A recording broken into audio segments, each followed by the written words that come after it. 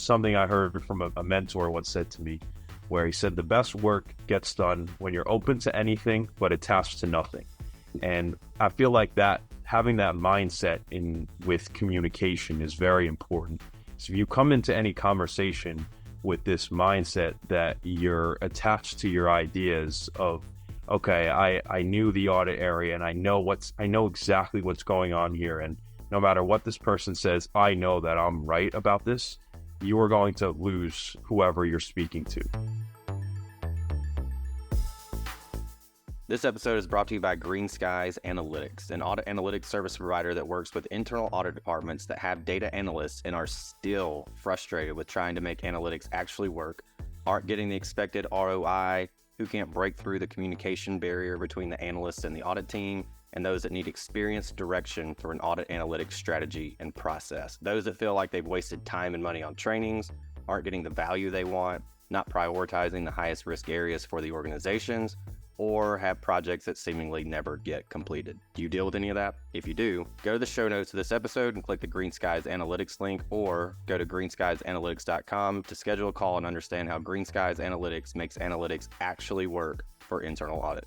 Hello, everybody. Welcome to another episode of the Audit Podcast. I'm your host, Trent Russell.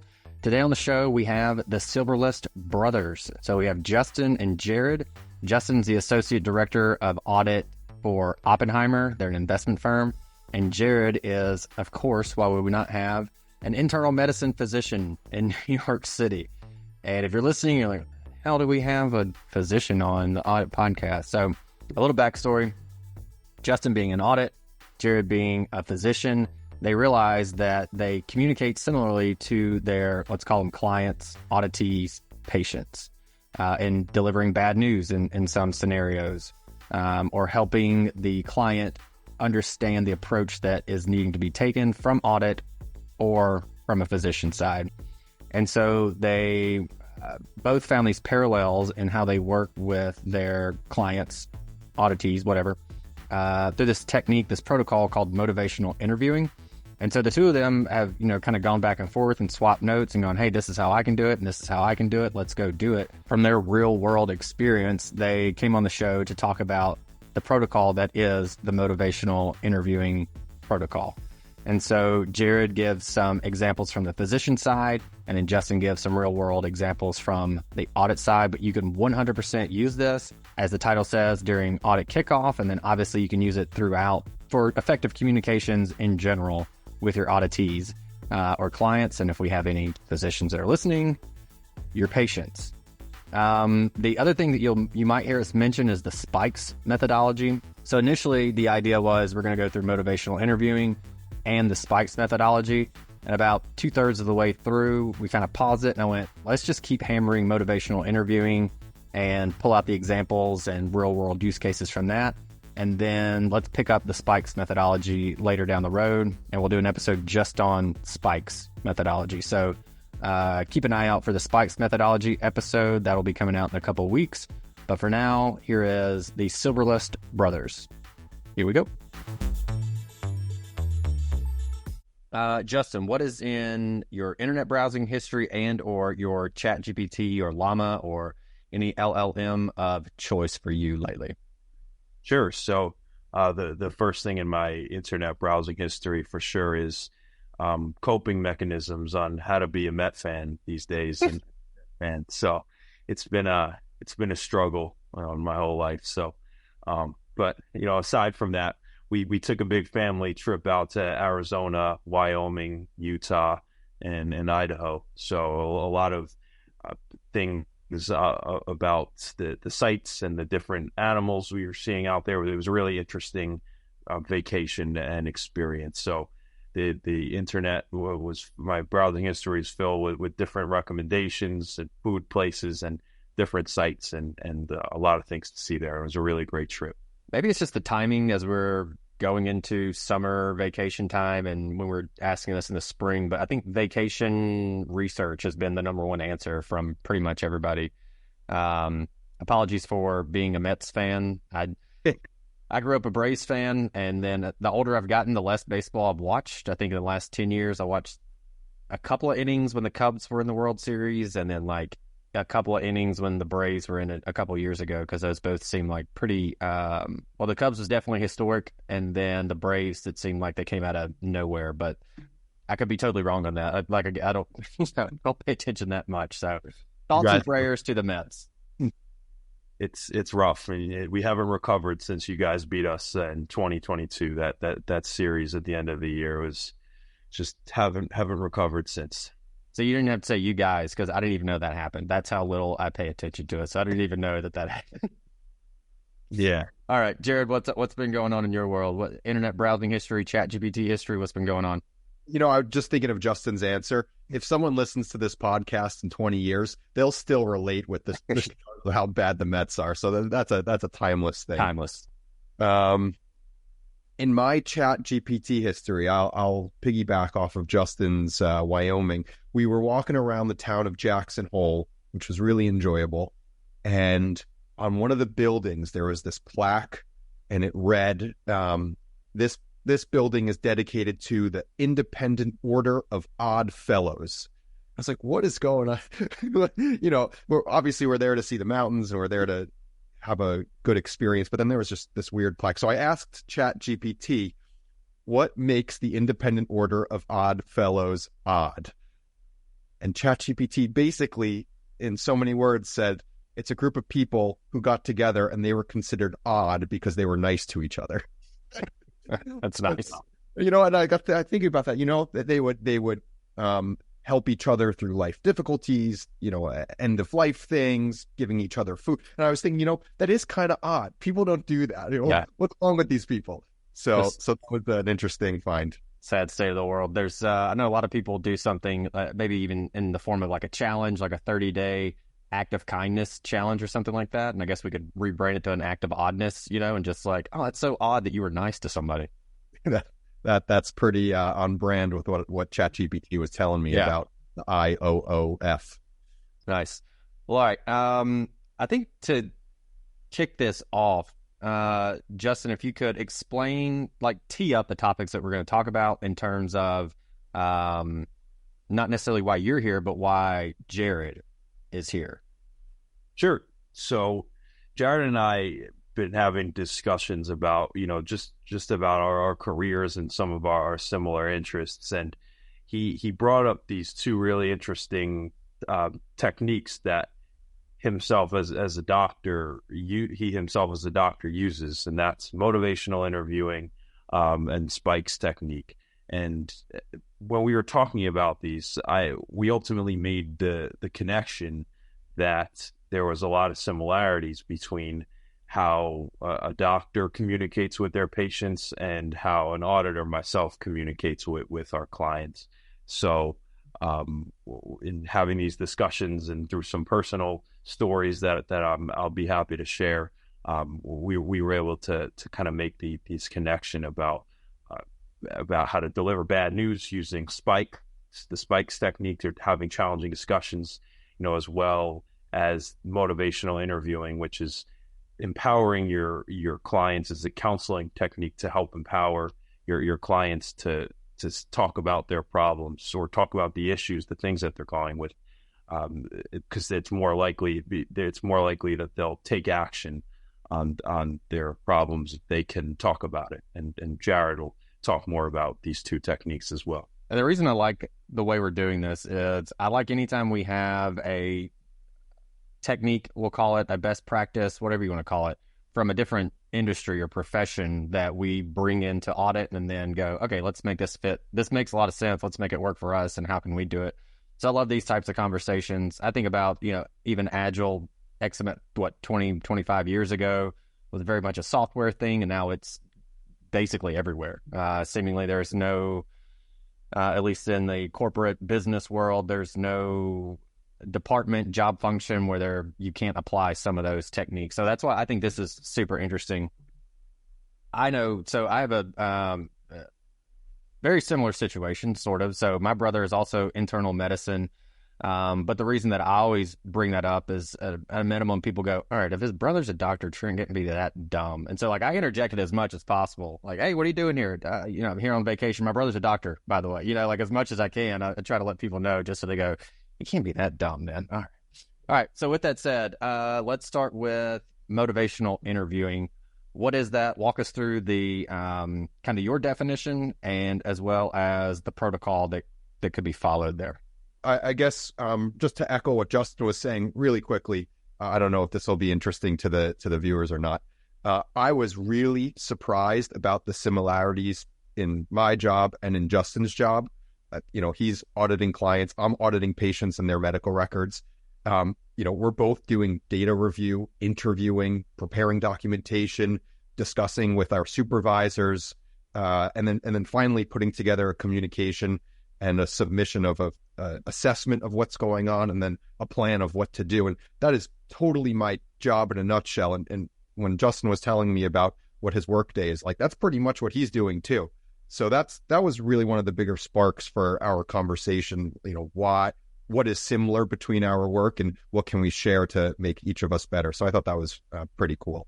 I'm happy to talk a little bit about the motivational interviewing. So a bunch of psychologists got together in the 80s and they were attacking the problem. How can we get people to make better decisions? How can we get people to do the right thing more often?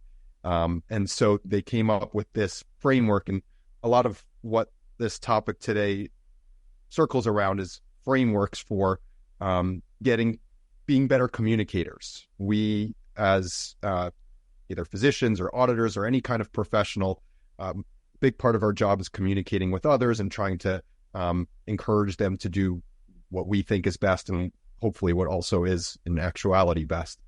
And so a bunch of these psychologists got together and they basically said, hey, if we can develop a framework where the interviewer can encourage good behavior, we should promote this framework. And so there are a couple main points to the motivational interviewing framework. The first is expressing empathy. And Trent, do you want me to give patient examples as I go, or do you want me to do a full rundown of the motivational interviewing framework first? A perfect example of how motivational interviewing is used, and I think a good way to explain it is smoking cessation. So we know smoking is one of the biggest problems in the United States. It's the leading cause of lung cancer and heart disease and so many other things.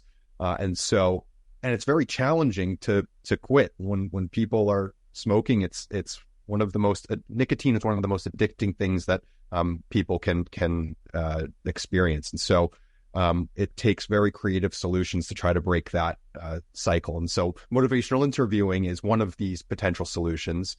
And it's broken down into a couple of steps. This framework is broken down into a couple of steps. Step one is expressing empathy. And that's basically just us saying, we know where you're coming from. So when a patient walks in my door and they're here to talk about anything, including smoking cessation, first thing I say to them is, hey man, I'm proud of you for coming in today. You had your whole free day to do whatever you wanted. You could have gone to work. You could have gone to McDonald's. But you chose to spend your time here with me today. And that's something you should be proud of. You care about your health. This is showing me that you care about your health. And whether or not the person actually cares about their health or not, I think that this starts to make them believe that they do, because I am introducing this idea that they're spending their free time empathizing with their day. They have so much stuff to do and they chose to take their time out to spend time with me. So that's step one of empathy. And then something I say is, especially when it comes to smoking cessation, is this stuff is really, really hard. This is not an easy thing to do. The average person takes over 30 times of trying to quit before they're able to quit. So I'm proud of you for trying. And this is something, Justin, when you and I were speaking about this, you were telling me a little bit, and I think this is a good bridge between our professions, is that going through audits is a tedious thing for clients to do. Like, that is not a fun task for them. It is not enjoyable. That's just something that I kind of put in my head as a parallel to quitting smoking is difficult, and completing an audit is also a difficult thing. Absolutely. So that's step one. Step two is developing discrepancy. So this is one of the key steps in the framework of motivational interviewing. I rarely tell patients that smoking causes cancer. Instead, I'll ask patients, hey, what do you know about smoking? What do you know about the effects of smoking on your health? And almost all the time, they'll tell me, oh, it's really bad for me. It causes cancer. It clogs up my heart. It costs me a ton of money. So now I can't buy healthier foods. And so me framing this question as an open-ended question where I basically, instead of selling to the patient that smoking is bad for you because it causes cancer, they're reversed. They're telling me that smoking is bad because it causes cancer. And so this starts to develop an internal tension in people, and it makes them think about their behaviors a little bit more. Hey, I'm saying out loud smoking causes cancer, yet I'm still smoking. And this is going to cause some stress inside of me. The next step, the third step out of the 4 major steps, is rolling with resistance. So as I mentioned earlier, and as any auditor I'm sure can attest to, there's a lot of resistance when it comes to getting this stuff done. Quitting smoking is incredibly difficult. There's a physical addiction to it. There's a social component to it. And so we as navigators, we as physician navigators, we have to be the ones who acknowledge how difficult this is. We say things to our patients like, yes, we know that this is physically addictive. That first week of smoking, that is the hardest time that you may ever face in this whole process. I am here with you for the entire thing. We are working on this together. And so we don't downplay any of the challenges. We even, I guess, I don't know if upplay is the right way to think about it, but we really put them in the spotlight of how difficult these behavioral changes could be. And we use that to our benefit to say, hey, this is not an easy thing to do. And I'm proud of you for starting this process. And then the final step is supporting self-efficacy.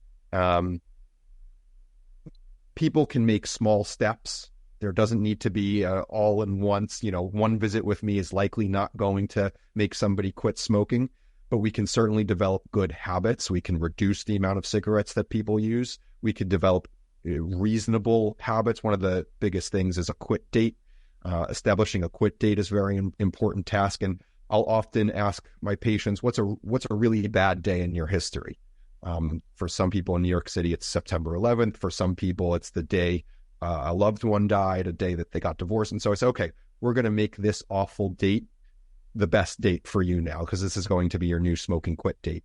And so trying to find ways to partner with the patient and supporting their ability to do things is another phase of this motivational interviewing, and just a general phase of emotional intelligence and being a strong communicator, and something I've definitely improved on throughout my residency. I don't think anybody is excellent at these things going into it, but as you practice more and more and more, you get better. So I'm not a smoker, but I think that's interesting just in general. So even if this, we haven't even gotten to the audit piece, which I find, most interesting, and I'm already going, this is pretty good. I kind of like it. So I really appreciate that. Hopefully, if anyone is an auditor / smoker as well, they're a little more motivated to quit. The quit date thing and making it from a day that's terrible in your mind for whatever reason, and then putting a positive spin on it by marking that as the quit date is something, I think that's just a fantastic tip for not only, quitting smoking, but if you're going to establish any kind of new habit or stop a bad habit, I think that's a pretty good tip. And so there's definitely a good actual takeaway for me there. One of my patients actually taught me that. That was not something that I came up with on my own. One of my patients naturally said to me, hey, I lost my dad on this day 2 years ago. This is the day I'm going to stop smoking. And I told him I'm going to use this for all the rest of my patients. So that's great. It was awesome. Yeah, I love that. All right. Let's talk about then, let's take that 4-step framework and now let's apply it to audit. So Justin, I'll throw it to you. Real world use cases where you've used this, to the extent you can obviously talk about, if it's confidential, obviously, you can't, but to the extent you can, walk us through how you've applied this and what it looks like from our audit perspective. Sure, absolutely. So, we'll start with step one, expressing empathy here. So first thing I like to do it in all my audits, and I learned this way back when I was first starting out as an intern, is really starting with that kickoff meeting and expressing that human sense to the audit, even before you get into field work and testing. It's really important that when you're setting up these kickoff meetings and you're getting to know the clients, you're expressing empathy towards their schedules and you're being thankful for their time, because you're right, as you alluded to, Jared. These audits can be challenging for clients to fit into their busy schedules, but ultimately it has to get done. At the end of the day, you can't avoid an audit. You can have a discussion about to say, this is a busy time and, let's work around it, but you can't just say, I don't feel like doing this audit, so, I'm not going to do it. That can't happen. So it's especially important to express, as from my shoes, to say, hey, look, I understand you're very busy, and I'm very thankful for your time today. But here's what we're gonna do, and let's open the door to having these discussions, so I can work best around your schedule, and we can get this done, and be thorough and effective and efficient with this, but not waste anybody's time here. And that's really the main thing with expressing that empathy. And letting them know, look, I understand you're busy and that this might be overwhelming to you, but I'm here for you, and I'm here to make sure that we're here to make sure that you guys are going to help the company as a whole operate most effectively, and we're not here to get you guys in trouble or things like that. So that's what I would say for the first step, expressing empathy. And I use something similar because I noticed I would go, especially in external audit, I would go to audit someone or their department or whatever.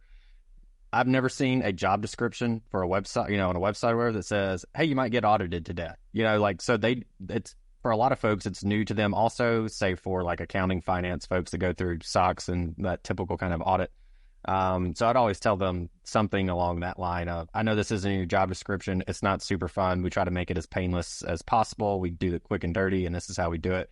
And then giving insight into, and this might be part of your process as we go through it, but insight into the process itself, so that, we're kind of all in this together. But I like that. I like the way you framed it as well, and adding some of those bullet points to probably how I would do a kickoff now would be really helpful. So, okay. So that's empathy. A quick, you reminded me of something, a quick little story I wanted to share many years ago, or not many years ago. I've been working for a few years, for almost 4 years. But when I first started out, it was in a kickoff meeting, and and this is a perfect segue into this whole discussion. The client says to me, all right, so how are we going to get this prostate exam over with?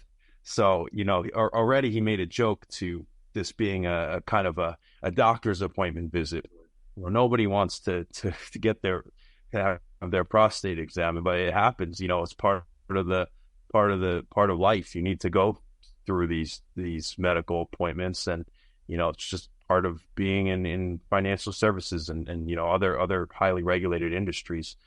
So that's kind of touching on that point there. Probably the weirdest note I've ever taken on this show: audit equals prostate exam. But that's good. I mean, it's kind of light, it's funny, there's some humor there, so I think that's a really good line. All right, keep going. All right, so getting into step 2 here, developing discrepancies here. So it's important that when we're getting into these audit plans, that we're evaluating the controls from where the third line perspective. So we're having an independent function here to evaluate the certain risks and controls. So when we're talking through these risks, we have to speak about them in a way where it gets we start with an open. I'll start with an open-ended discussion for them to tell me more about their controls and what their processes are doing. So I don't put words in their mouth, right? So I'll open the door to say, and I will have done my homework. So I'll have done my preparation. I'll have done read the prior planning memo and I'll do as much homework as I can. But I'll ultimately say, hey, let's talk about your business area here. So what, what's really going on here? And they'll tell me about their area. They'll tell me the certain controls that they're doing. They'll tell me who's signing off on who. And then after I'll let them finish speaking. I think a key to developing discrepancy is you have to let the person talk. And the biggest, most successful qualities I see in higher level management is everybody says you have to be a really good listener. And I think, especially in our audit careers, to develop discrepancy, you have to be a really good listener. We have 2 ears and 1 mouth for a reason, right? So if you're just a good listener, you'll allow the client to talk about their areas, their controls, and then after they're done speaking, that's when you take the knowledge that you prepared and about their area to say, hey, I see that you told me that you do these 2 roles, but in the prior audit, I saw that you only had this responsibility. Can you tell me a little bit more about that? It's important not to put words in anybody's mouth or make accusations, but allow them to they state the facts, then you state what your understanding is, and that's how you develop discrepancies there. And that's what I would say for step 2. And it allows you to really close that gap between what you thought you knew and versus what they had just said to you. So it's really important to have that open mindset and facilitate that sort of communication. And Jared, there's no reason I would expect you to know this person, but Norman Marks is probably one of the kind of premier thought leaders in audit risk world. We had him on the show a couple months ago, and I forget the question, something to the effect of like, what traits should we all have, or skills, most important skill for an auditor, something like that. And he said active listening, and then he went in to tell this story about, I don't know, some manager or something that worked for him, interviewed some executive, and came back and said, yeah, it was great and wonderful. And the executive talked to Norman. I might be butchering this to some degree, but and the executive said that was the best interaction I've ever had with an internal auditor. So Norman told the manager that, and the manager was like, I literally said, he's like, I asked questions, a few questions, and then just sat there. He's like, I didn't do anything. It didn't feel special, that I was doing something fantastic. He's like, that I just went in there and asked some questions and listened. And he's like, that's all you got to do, man. Like, just ask questions and shut up. And then when they get done, maybe ask another one. And so I think that speaks to the importance of exactly what you're talking about. Like, if Norman's up there going, I've been doing this longer than a lot of people, and he did it at a very high level. And if there's one trait that, he thinks is really important, it's active listening. So, okay. So that's number 2. Let's get into number 3. Sure. So rolling with resistance. So that gets into some of where when you hear a client respond to the things that they're telling you, or what your response back is, there could be a potential resistance. They might not like the things you're saying, or don't agree with, the things that are going on, or they might say that the changes aren't as relevant or applicable to them as, you'll hear it in a lot of audits, some audit interactions where they might point to different areas and say it's more relevant there than it is here. And you really have to keep that open mindset and be open to rolling with that resistance. You have to keep that idea to say, okay, you're telling me this is, let me take that information back. Let me digest it. Let me ask you some more follow-up questions, or who are the other follow-up contacts that I could talk to maybe guide me in a better direction. But you're really instating that principle that you're trying to find solutions that work for everyone, right? It's not, we're not here to come away with this, with us getting a solution that you guys also can't agree with too. We ultimately want to get on the same page here with this sort of resistance, so that you understand why we're here, and you accept the different findings or the different difficult discussions that we might have about our testing or our findings here. So it's really just getting into this dialogue that we can have these difficult discussions, and that, we're not here to make you look bad, but we're open to exploring different approaches that align with your team's needs and priorities. Sure. So number 4, supporting self-efficacy.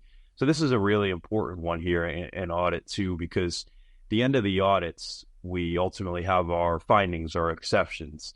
And the reality at the end of the day is we tell them what our findings were and we explain to them why it's important. But after we issue the report and we check in with them through periods of time to see how the management action plan has been going, it's really on the control owners to implement our findings. So we really support we really support our clients to